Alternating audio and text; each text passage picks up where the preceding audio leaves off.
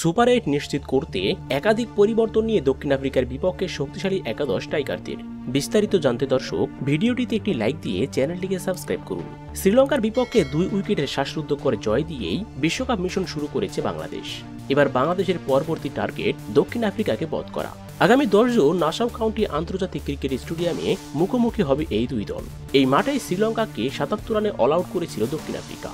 তাই ভক্তদের মনে একটাই প্রশ্ন, দক্ষিণ আফ্রিকার বিপক্ষে কেমন হবে বাংলাদেশের একাদশ? চলুন এক নজরে দেখে নেওয়া যাক সুপার 8 নিশ্চিতের ম্যাচে আফ্রিকার বিপক্ষে কেমন হবে বাংলাদেশের একাদশ।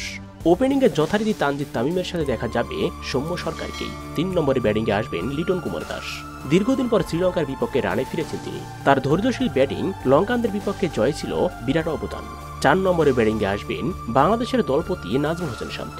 5 ব্যাটিংয়ে আসবেন বাংলাদেশের বর্তমান সময়ের অন্যতম সেরা হার্ড হিটার তাওহিদ হৃদয়, যিনি কিনা শ্রীলঙ্কার বিপক্ষে 20 বলে 40 রানের ক্যামিও খেলে বাংলাদেশের জয়ে দুর্দান্ত অবদান রাখেন। এরপর 6 নম্বরে ব্যাটিংয়ে আসবেন বিশ্বসেরা অলরাউন্ডার সাকিব আল হাসান।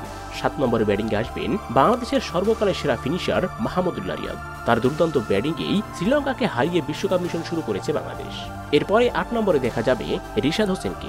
এরপর 9 এবং 10 নম্বরে যথারীতি দেখা যাবে তাসকিন আহমেদ এবং মোস্তাফিজুর রহমানকে। এবং সবশেষ 11 নম্বরে আসতে পারে পরিবর্তন। তানজিম সাকিবের বদলে ইনজুরি কাটিয়ে ফিরতে পারেন শরীফুল ইসলাম।